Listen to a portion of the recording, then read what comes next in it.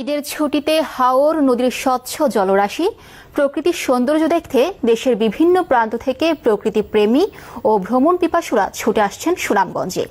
ঈদকে সামনে রেখে সুনামগঞ্জের হাউসবোট মালিকেরা সব প্রস্তুতি সম্পন্ন করেছেন।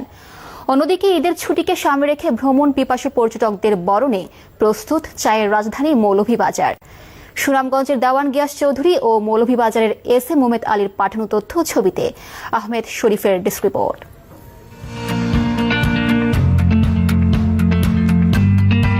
সুনামগঞ্জ হাওর নদীর এক জনপদ। মেঘালয় পাহাড় থেকে নেমে আসা সীমান্ত নদী দিয়ে স্বচ্ছ সবুজ পানিতে ভরে গেছে টাঙ্গুয়ার হাওর সহ সব হাওর।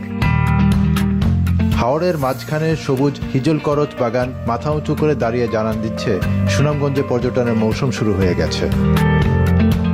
পর্যটনের মূল আকর্ষণ হাউস বোটে করে সুনামগঞ্জের টাঙ্গুয়ার হাওর ও জাদুকাটা নদীর শান্ত জলে বিলাসবহুল ভ্রমণ।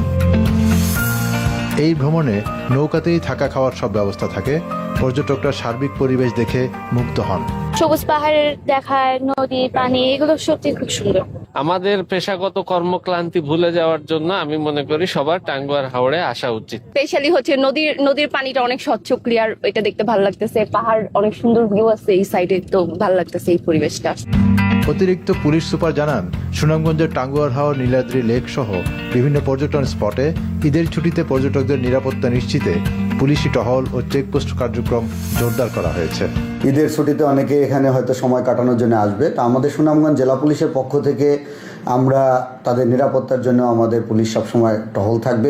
প্রকৃতির লীলাভূমি হিসেবে আরেক পর্যটন জেলা